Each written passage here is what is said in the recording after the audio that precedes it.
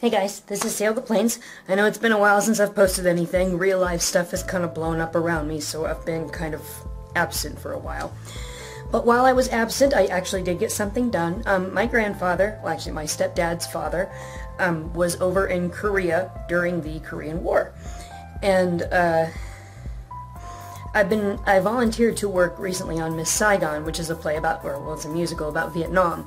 And it's got me to thinking, it's like I should ask my grandpa, Gerald, some questions about Korea, you know, while I still can. He's getting up there in age. So I'm going to be posting this little series, hopefully in about 15 to 20 minute segments. My grandmother is also there, and she pipes in every once in a while. I'd like to do a couple more interviews with each of them. And so I'm going to make this into a little series. So, you know, if you're a history nerd like me, I studied history in college, got the, you know, got the stamp H and everything. Fuck you, History Channel, by the way. So, if you like that kind of stuff, maybe you'll enjoy this. If not, maybe you'll learn something. And if not that either, well, whatever, can't help you. I'll talk to you guys later. Keep being awesome. Enjoy. Bye. Okay, so this probably seems kind of weird. I'm going to conduct an interview and be all history about it. But, I think because Brianne was in the military, and then I was in the military for a while. Neither of us got to go overseas. I was supposed to, but obviously, again, I didn't get to. And now I'm working on Miss Saigon, which is a musical about Vietnam. And so it's like, I know I've been meaning to come and ask you questions about Korea, and now I'm like, I need to do that, like, because if you guys would like to see it. I'd like to see it. I'm only working spotlights, so you won't be able to see me unless you look up. Honey, what's the program? Saigon. Miss Saigon. There is some salty language, just so you know. Yeah. Okay. Okay, alright. I wasn't sure if you guys had ever seen it. No, I haven't. Oh, shoot. I'm trying to think of the country. Because we thought we were going to end up down there. Rumor was that we were going to end up down there. We never did, but... In Vietnam? Yeah. Oh, wow. Wow. Just so that I have it on camera, I'll go ahead and start from the beginning. So, if you could tell me your full name, sir. Gerald Edwin Yoder. And you, ma'am? Maxine Yoder. What's your middle name? I use my maiden name, Heimbo. Oh, okay. I've actually seen that in ancestry records, where that's a common thing. So that's actually kind of interesting. And then you give me your full birthday. 12/13/31. 7/4/30. And then, if you wouldn't mind telling me about, you know, you didn't have siblings, did you? No, you were an only child, and then... I'm an only. Did you have a lot of aunts and uncles, or were your parents... I had 3 uncles. I had 3 aunts, but they all died in infancy. Oh, wow. My dad had twin sisters that died in infancy. My mother had a sister that died in infancy. Oh, wow. So I never knew any of them. Wow. So were all the uncles on one side or another, or... 2 on my mother's side and 1 on my dad's side. And which part of that branch of the family, if you don't mind me asking, was Amish? My dad's side. Your dad's side. And was he the one that left that community? Mm-hmm. Okay. Yeah. Did you ever get to... My grandfather was Amish, but I never knew him. He disappeared when my dad was only 7 years old. Really? And was never seen or heard from again. He'd gone up on a dredging operation up in northern Wisconsin. And the story is that he was handling the payroll. Mm-hmm. And I think somebody clobbered him over the head and buried him in the mud up there. Yeah. But he was never seen or heard from again. Because at that time, didn't the folks who did payroll, didn't they actually have the money with them in their office? Mm-hmm. Oh, wow. Okay. So you never... This was back years ago, before a lot of those crimes couldn't be solved at that time. Right, right. Today it would have been, but not now. Yeah. But at that time they couldn't. So you never got to meet any of your dad's family, really? Oh. Not really. Well, some of them. My great uncle, Minnow, that my dad was named after, was a bishop in the Amish church. And I was always going to go over because the Amish draw a group of Amishmen. They draw straws, and the one that gets the short straw is the bishop. And that sums up everything. I think you know quite a few your uncles. Well, I knew Uncle Menno Beachy, Well, yeah, you knew quite a few of them. and I knew a little bit. I knew Jonai. Didn't know him real well. He's the one that looked after the old folks, and Daniel and can't think of her name right now. But my great grandparents, Catherine, I guess it was, Ish, yeah. They died when I was just a little guy. I can remember going over to the funeral. Oh, wow. And these were your Amish grandparents? Mm-hmm. Oh, wow. Great grandparents. Wow. Is an Amish funeral much different from what we Oh would yeah, altogether different.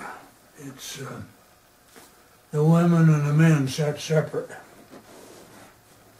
and they're on wood benches. Not comfortable at all. Yeah, they're not. You're like, ugh. And it's usually in either an Amish home or a barn. Oh, wow. Always is. Really? I didn't know that. They don't have churches. Oh, yeah, I guess they wouldn't. Oh, well, yeah, I guess, yeah, that makes sense. So churches, like, is it like a round robin where, like, everybody hosts church on Sunday? Or? Certain, yeah. Yeah, It changes, yeah. Oh, that's interesting. It's every other Sunday Oh, that they have church. And then the Sunday there's no church, they go and visit their family. oh, well, that's nice. You know, a little bit of partying, you know, before church next Sunday. And the family that's going to have the service, they clean the house from top to bottom. What do they do? Holy cats! And do they you know, serve a meal for everybody? Oh yes, too? yeah, because the service will last how many hours? Is it 3? All day. Oh wow! Well, no, honey. It's an all-day affair. But church doesn't last that long. They have church, and I think it's about 3 hours, and then they eat and socialize. Yeah. Yeah, That's nice. You know, it becomes like an all-day gathering for the community, and there's a carry-in. that's cool. You'll see a white wagon out there. It's got sides on it and a roof. And that's where the church equipment is hauled in. Oh, okay. Goes from one place to another. Oh. So then when there's a funeral, do they have, I mean, this may sound like a dumb question, I'm sorry, but like are caskets customary, like, you know, in the way that we would think of it? They homemade, they make their caskets. Oh, okay. Yeah. Made out of plywood. Oh, okay. And no flowers at all. Huh. Very simple. I suppose that makes sense. And so then, you know, you grew up with kind of a background of, you know, your dad's family being Amish. Your mother's family, they were not Amish? Okay. And then, was your father involved in World War II or World War I? No. Okay. My uncle was, my dad's brother. Yeah. He was involved in World War II. He was in France. And then when that war ended, 57 days later, he landed on Okinawa. Oh, wow. Wow. So how Well, long right was he into gone, another. do you know? How many years was he in the service? Don't remember exactly. Quite a few. Wow. Quite a few years. That's rough. I mean, the war in the Pacific was nasty stuff. Oh, yes. And I remember him telling me they were going through the Panama Canal, and he says, 120 in the shade, no shade. Wow. Yikes. And so then, this was, did all of your uncles kind of go with your dad, and like, did they all leave the Amish community? Or was this your mother's brother? My That- mother's brothers. Okay. Yeah, but the uncles on your dad's side, they all stayed Amish. Didn't they? I only had one uncle, You only had one? Perry. No, I'm talking about your dad's uncles. Oh, yeah. They all stayed Amish. Yeah, they all stayed Amish. Yeah. Oh, no, wait a minute. The oldest one didn't. Sam, that one moved to Oklahoma. Oh, he didn't. He didn't stay Amish, no. Okay. So how many uncles were there? Oh A boy. bunch of them, probably. 8 uncles and three great aunts. Oh, so these are your dad's uncles. Mm-hmm. Okay, and so then your uncles, you had one on your mother's side. Two on my mother's side and one on my dad's side. I mixed it up. That's what was the problem. I mixed it up. So the one uncle on your dad's side, did he stay in the Amish community? No. Oh, okay, all He right. pulled out too. Okay. He went to work for Al Kemp, who was a Ford dealer in Topeka. And Al Kemp pulled up stakes there and moved to Detroit and became Ford's largest Ford dealer. So my uncle went with him. Oh, wow. Well, and he flew his own plane and he ended up crashing and killing himself. Oh, wow. So then my uncle came back from Detroit, ended up going to work for Studebaker, and worked for Studebaker for 27 years. Oh, wow. And But not in Detroit. no, Studebaker's in South Yeah, but Bend. you said Detroit. Well, he came back from Detroit. Okay. He I got lived it. in Elkhart all the time, Mm-hmm. and he worked there for 27 years, and he quit Studebaker just about 6 months before they ceased operations. Oh, wow. Tell Katie what he did for Studebakers. He tore cars down after they'd run the daylights out of them on the proving ground out west of South Bend and see what for shape they were in. Oh, okay. But then he also drive them He drove trucks, drove Studebaker. military trucks. Studebaker. Yeah, Studebaker, Okay. army trucks Huh. out west. Well, one time they were up in Canada for a while, up in the Canadian Rockies, to see what they would do in winter weather. Wow. That's some hardcore testing. And then later on, they drove army trucks locally here.